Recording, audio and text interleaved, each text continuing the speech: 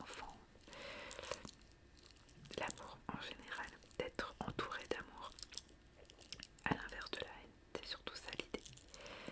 Même, c'est pour ça que je dis avec un grand A, même si vous êtes célibataire, c'est d'être entouré de bienveillance et de gens qui vous aiment sincèrement. Et puis, le bonheur, mais le bonheur, encore une fois, c'est selon la perception de tous. Tout le monde ne va pas trouver le bonheur au même endroit et de la même façon. Mais je vous souhaite d'être heureux et de trouver le bonheur, peu importe où vous le trouverez, avec qui vous le trouverez, mais d'être heureux. Voilà. C'est tout ce que je vous souhaite. C'est ce que je vous souhaiterais chaque année. Quelque part, c'est ce que je souhaitais déjà les autres années. Parce qu'encore une fois, chacun va trouver son bonheur et sa joie dans des événements, auprès de certaines personnes, dans des petits détails, des bonnes nouvelles, des petites victoires, que sais-je, voilà. Je vous souhaite ça en tout cas. Moi pour ma part, je suis très contente, très contente d'être enfin en 2025. Puisque comme vous le savez, 2024 a été une année très difficile pour moi, très compliquée. Et lorsque je préparais plus ou moins cette vidéo, comme vous le savez, à mon habitude, je ne prépare jamais rien. Je suis en total impro, je n'ai aucun papier. Je fais en totale improvisation, ce qui ne m'a jamais empêché de faire de longues vidéos, tellement j'ai à dire ou parfois peu à dire.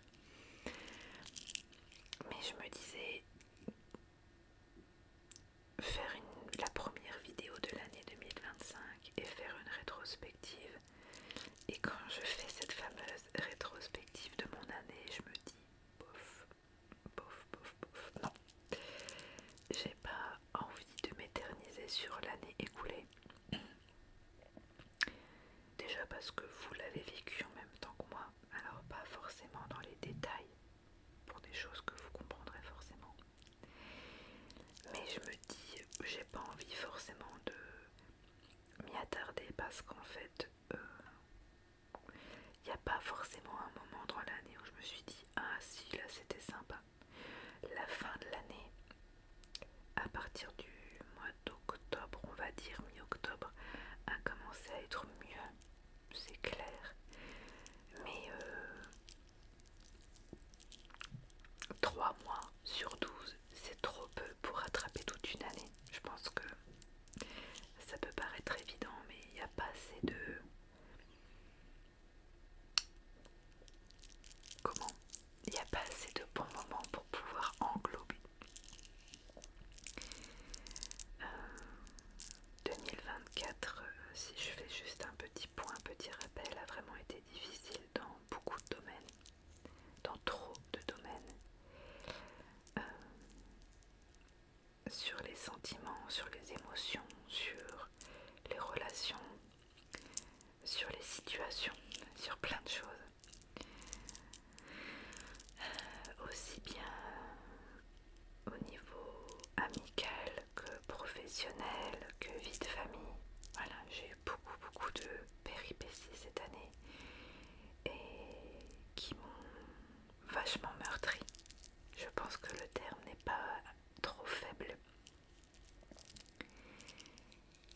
J'ai eu beaucoup d'événements douloureux et très compliqués à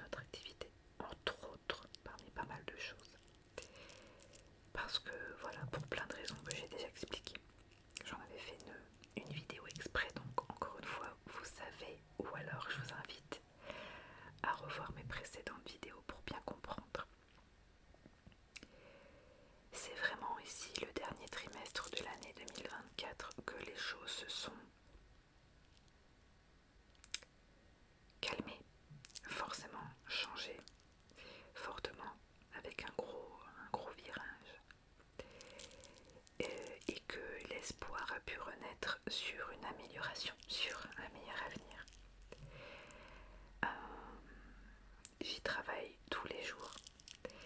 Déjà parce que il y a une reconversion professionnelle de ma part. J'aime pas le mot reconversion parce que j'ai pas fait un si gros changement que ça. Encore une fois, pour ceux qui ont suivi, vous savez de quoi je parle. Parce que tout simplement, je suis restée dans le même type de métier que j'ai toujours fait. C'est juste que c'est dans un domaine aujourd'hui que je n'ai jamais pratiqué, dans lequel je n'ai jamais pratiqué, qui est tout nouveau pour moi et qui aujourd'hui nécessite une accréditation, une validation pour pouvoir professer de manière réglementaire. C'est très vague et très mystérieux la façon dont je le raconte, mais promis, ça vient bon. Encore une fois, si vous me suivez, vous savez que je vais pouvoir bientôt vous en parler. C'est juste que par superstition, je préfère ne pas en parler avant une certaine date butoir, qui est le 7 février. Donc on y vient, ça vient très très vite. Mais c'est durant la période où je vais passer une sorte, c'est un diplôme, en tout cas une évaluation, un examen, pour pouvoir valider mon niveau. Puisque ça va être l'équivalent au niveau réglementaire d'un diplôme supplémentaire, d'un niveau d'études supplémentaire, et qui va confirmer mon poste. En gros, ça fait 3 mois et demi que j'ai changé d'emploi, que je suis en activité, un changement d'activité. Ça fait 3 mois que on peut dire que je retourne presque sur les bancs de l'école, même si je suis au sein de mon travail et où j'apprends beaucoup de choses, énormément de choses, tellement de choses que il y a littéralement des jours où, ouais, comme j'ai l'habitude de le dire, j'ai l'impression d'avoir le cerveau percé par des petits trous à la perceuse, que j'ai le cerveau qui est débouillé, mixé et mis en siphon. J'ai énormément de choses à appréhender, à retenir, et c'est des choses très réglementaires, très encadrées, et pour lesquelles on ne peut pas laisser place au hasard. Donc voilà, c'est beaucoup de choses à apprendre. Encore une fois, je m'excuse de devoir rester volontairement vague, parce que c'est vraiment par superstition. Je pourrais vous en parler, mais vraiment par superstition, je ne veux pas. Je préfère garder ça secret au cas où, et je vous en parlerai au moment venu. Donc voilà, rassurez-vous, si tout se passe bien, je croise les doigts, ça vient bon. Je pourrai vous en parler prochainement et vous en raconter un peu plus en détail. Ça vient bon d'ailleurs, justement, et avec le temps qui passe, le stress arrive, le stress de la pression de l'examen, d'obtenir une bonne note,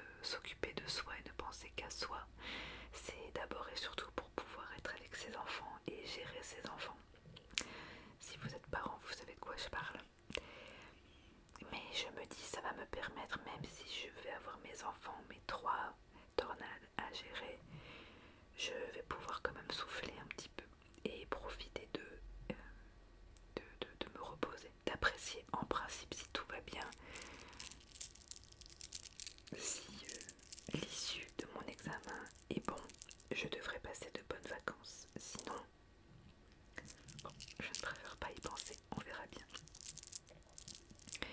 Tout ça pour dire que voilà, je suis très contente que 2024 soit enfin passé et de commencer 2025 avec de bonnes ondes, de bonnes augures, de gros espoirs de changement. Puisque vous le savez, j'en parle depuis des années, je dirais maintenant, depuis le tout début de mes débuts de vidéo, je parle que je rêve de pouvoir déménager et d'acheter une maison plus grande. Même si, bien évidemment, je relativise beaucoup et je me dis que j'ai la chance d'être déjà propriétaire de ma maison, que j'ai un toit au-dessus de ma tête, que mes enfants vont bien et que j'ai le confort, j'ai ce qu'il faut. Donc bien évidemment je relativise, je ne suis pas malheureuse à ce titre-là. Mais pour rationaliser, pour réduire un peu le champ des perspectives, pour bien comprendre que ça fait pratiquement 6 ans que je me bats, on se bat pour pouvoir avoir notre liberté de déménager. C'est quand on est locataire, c'est la difficulté de trouver un logement. Quand on est propriétaire, c'est la difficulté de trouver et de pouvoir justifier d'un achat. Et notre situation professionnelle, encore une fois, si vous me suivez depuis longtemps, faisait qu'on ne pouvait pas, même si on avait la possibilité techniquement de revendre et de racheter, notre situation professionnelle faisait qu'on ne pouvait pas nous suivre.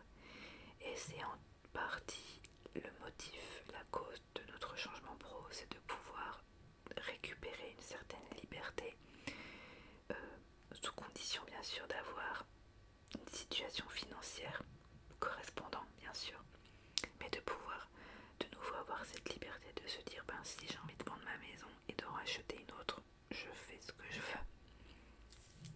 Voilà, ce qui n'est pas forcément tout le jour le cas.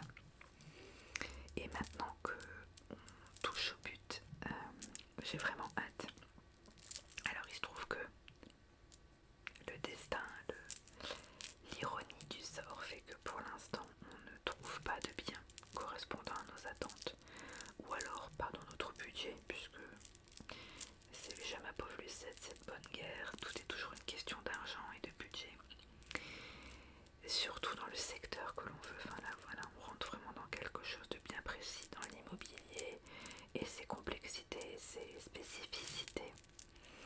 Et nous, dans ce qu'on recherche et là où on le recherche, c'est un peu compliqué.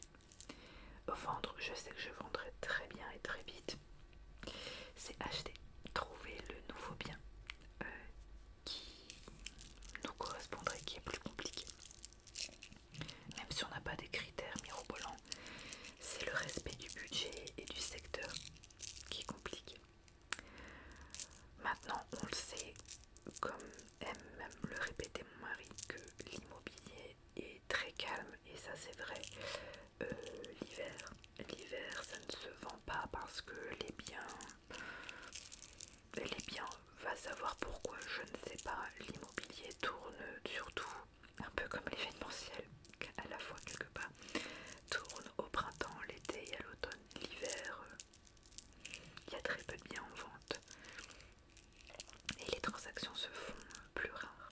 Alors que nous, à l'époque, nous avions acheté notre maison en hiver, en plein mois de décembre. Bon, ça a été l'exception à la règle.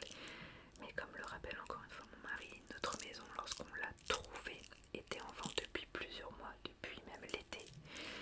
Et on s'en est, je dirais, intéressé au moment où nous, on a été acquéreurs. Donc au moment de l'hiver, mais elle était sur le marché depuis un moment. Donc je ne désespère pas de trouver, je cherche très assidûment. Je suis très assidue depuis plusieurs années. Mais là, c'est vrai que c'est un peu frustrant pour moi de me dire qu'au moment où j'ai enfin le feu vert, je peux enfin bouger. Bah non, il n'y a rien. C'est très frustrant. Mais je sais que c'est qu'une question de temps, ça viendra. Comme on dit, tout vient à point acquis, c'est attendre. Donc j'ai hâte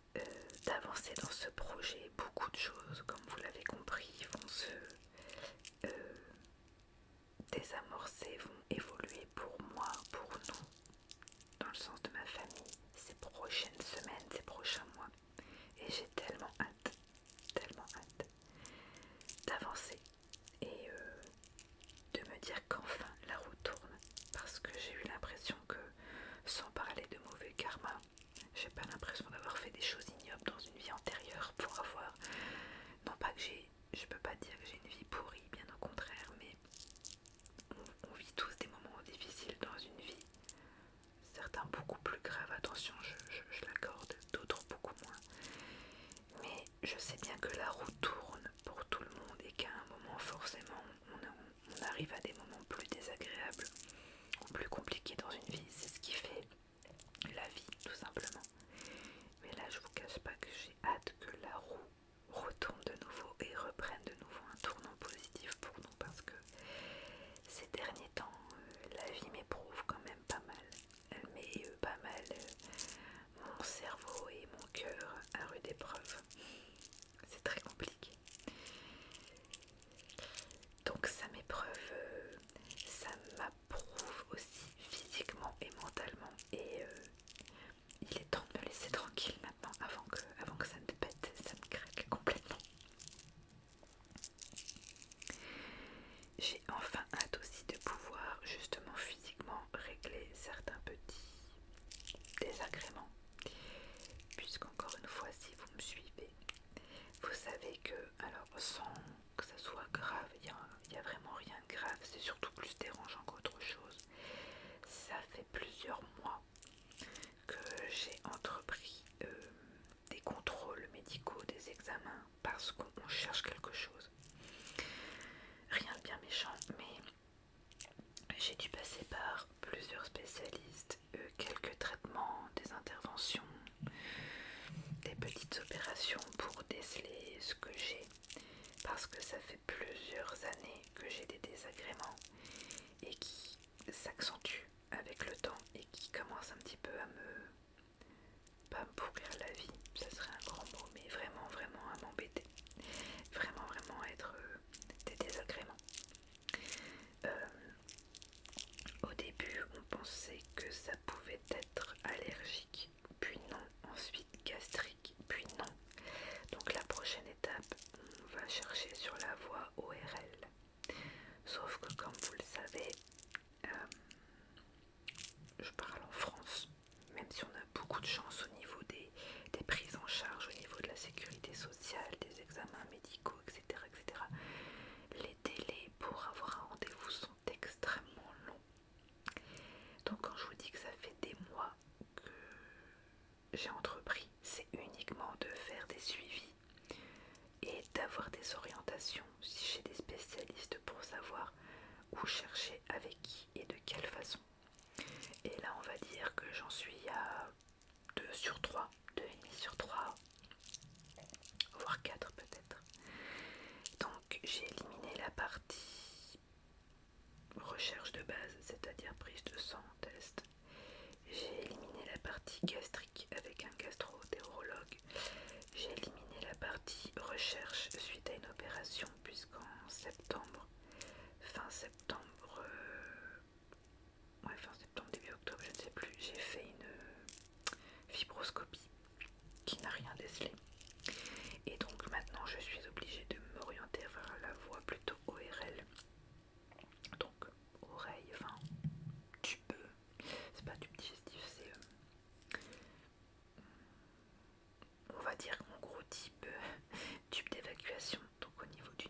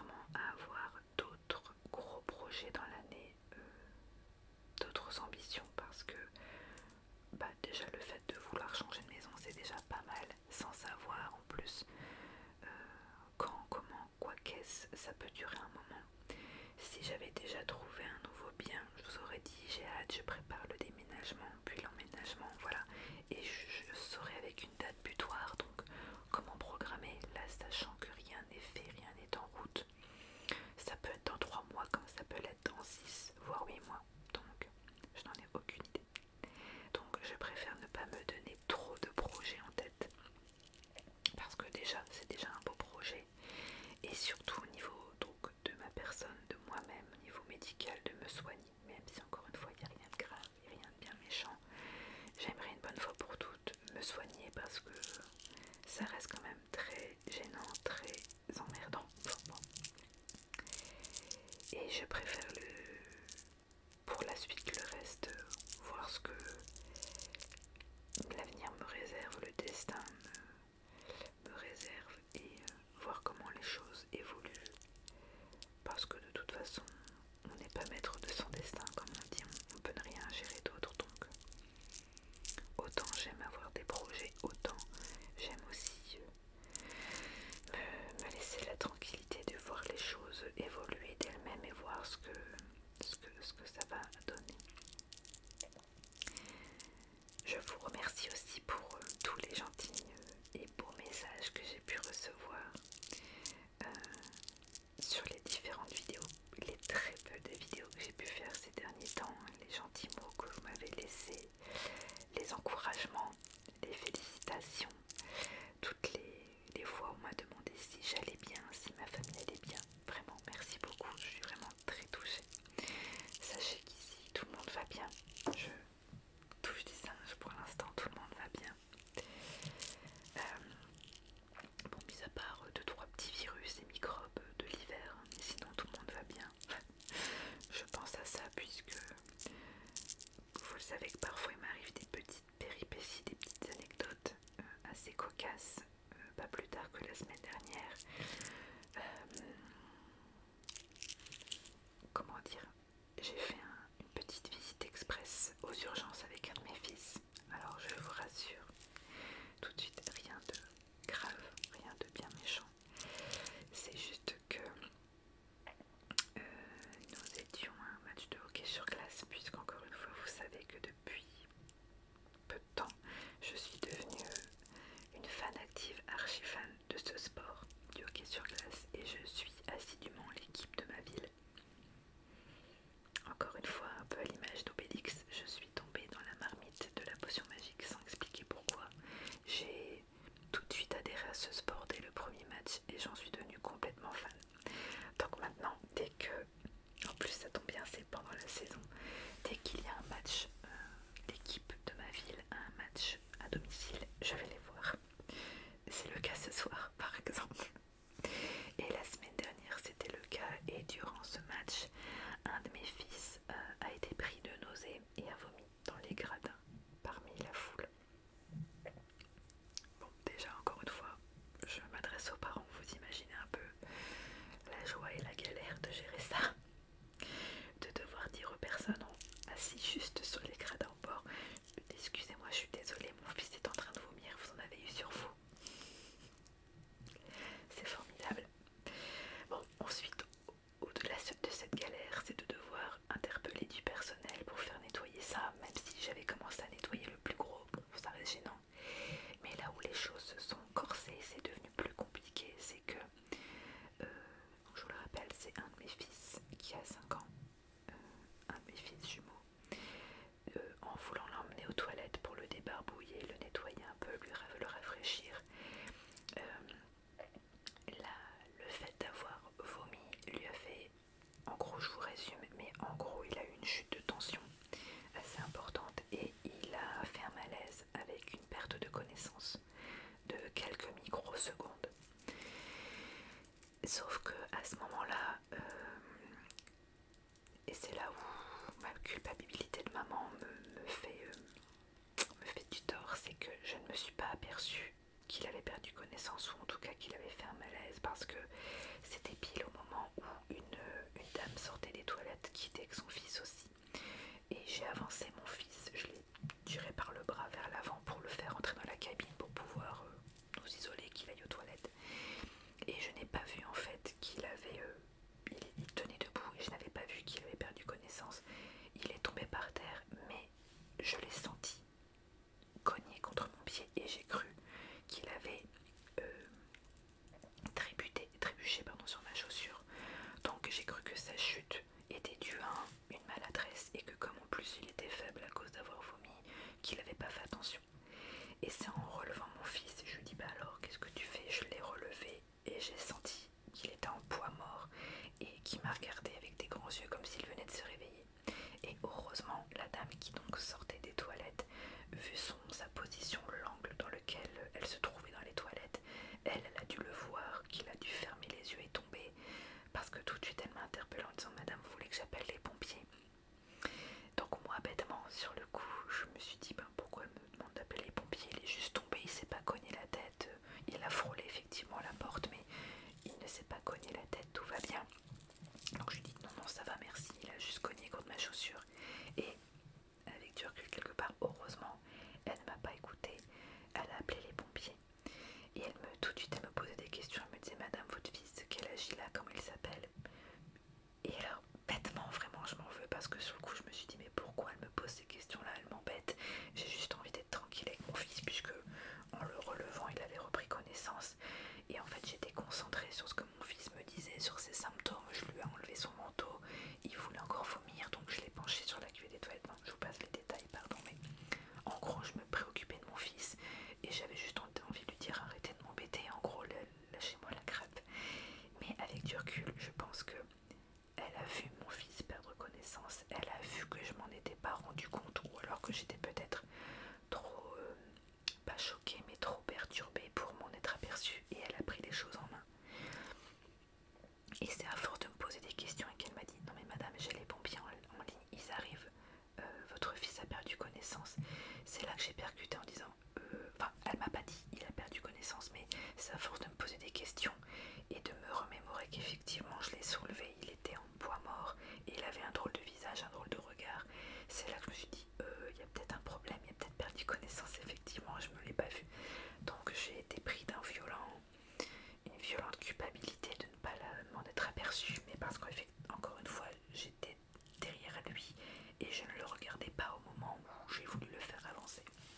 Bref, le temps d'appeler mon mari et de le prévenir en lui disant descends, il a fait un malaise, qui descende avec mon autre fils, ma fille qui nous rejoignent dans les toilettes. Entre temps les pompiers sont arrivés, ils l'ont pris en charge dans le camion.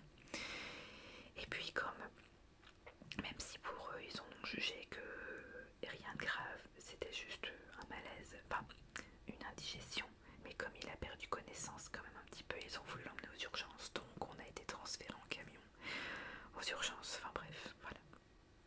Je vous la fais courte, je résume parce que tout va bien, plus de peur que de mal.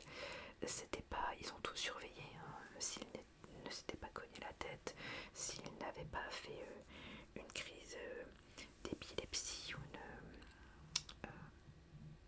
comment dire, alors je ne sais plus le terme, en gros ils ont testé son taux de sucre pour voir si il n'y avait pas un début de diabète, je sais plus comment on appelle ça. Une crise d'hypoglycémie, voilà, j'ai cherché le mot. Ils ont regardé s'il ne faisait pas de température, puisque comme on est en pleine épidémie de grippe, voilà, ils ont tout regardé. Ils m'ont dit voilà, on va quand même l'amener aux urgences parce qu'il a perdu connaissance, mais ils ont, tout comme le médecin des urgences d'ailleurs, ont conclu que c'était parce que son malaise a été la conséquence de sa chute de tension, parce qu'il a beaucoup vomi. Et donc, vous savez, quand c'est ça, on perd, on se vide, on se fatigue vite. Et là, à cet âge-là, à 5 ans, c'est des tout petits bouts. Donc, il s'est vite fatigué, il a fait une chute de tension et ça a provoqué son malaise. Voilà. Et je suis de nouveau retournée chez le médecin dans la semaine avec lui. Et tout simplement, un rhume qui s'est mal soigné, qui l'a encombré, puisque à cet âge-là, mes fils se mouchent pas très bien, donc en gros, ça a provoqué un bouchon, donc il évacuait mal, et donc ça a généré des nausées qui ont généré des vomissements, etc. etc. Voilà, pour la petite histoire, je vous raconte tout, mais c'est histoire pour vous raconter que ce dernier temps, mes week-ends sont assez chargés, j'ai pas mal de péripéties qui font que j'ai pas beaucoup le temps de dire ouf. Entre ça, plus mon examen qui arrive, j'ai beaucoup de mal à organiser l'anniversaire de ma fille qui arrive très prochainement, puisque c'est la semaine prochaine. On a eu beaucoup de mal aussi à réserver l'endroit où elle voulait aller avec ses copains et ses copines. On voulait justement aller à la patinoire, mais on a mis un petit temps avant de s'apercevoir qu'il n'y avait plus de place. Donc finalement elle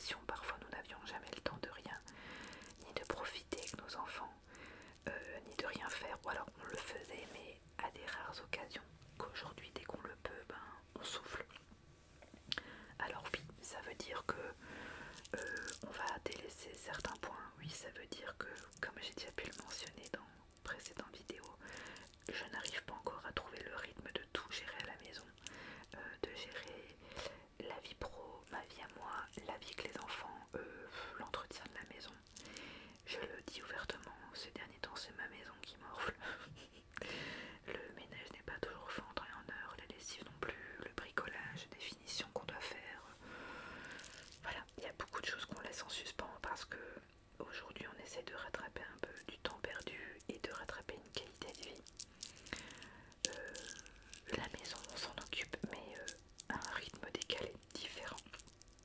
Donc le fameux rythme dont je parle tout le temps, je ne l'ai toujours pas. Je ne sais pas quand est-ce qu'il viendra, mais il arrivera, c'est sûr. C'est juste que pour l'instant, comme je le dis souvent, volontairement, je n'ai pas les priorités.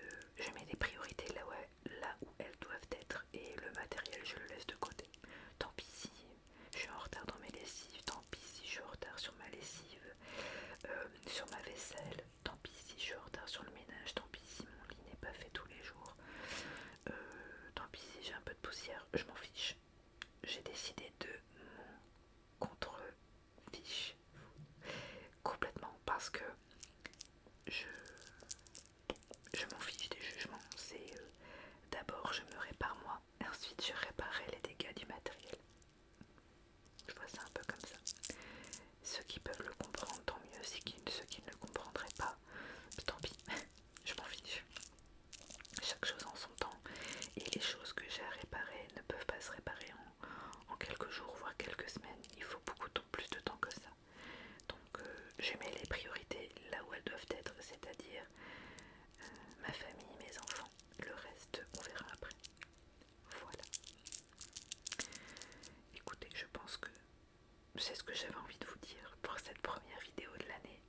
Encore une fois, on était en total impro, donc je ne savais pas par quoi commencer au début de cette vidéo.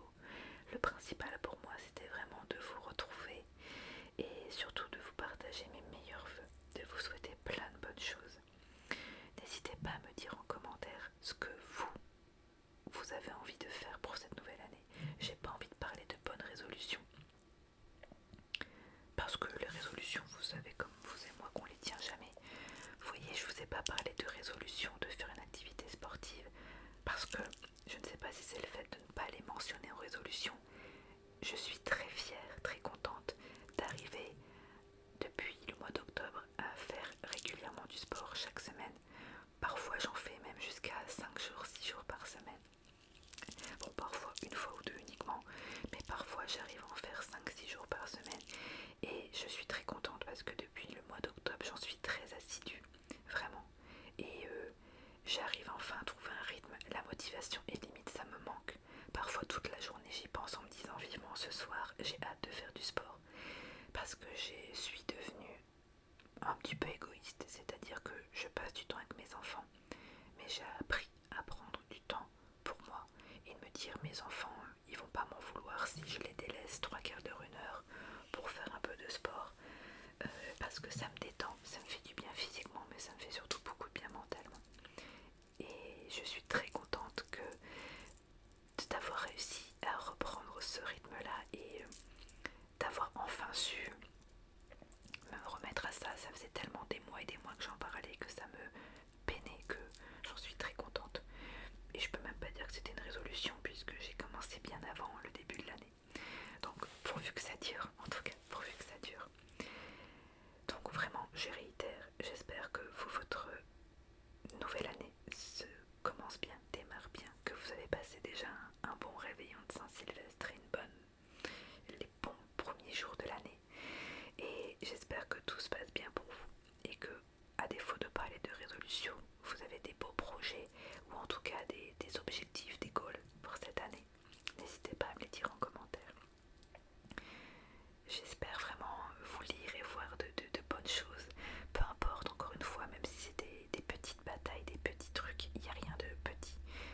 Tant que ça vous tient à cœur, vraiment, il n'y a rien de petit. Il faut vraiment vous tenir pour vous dire, même si je n'ai qu'un seul tout petit projet cette année, je crois en vous, je sais que vous pourrez vous y tenir et que vous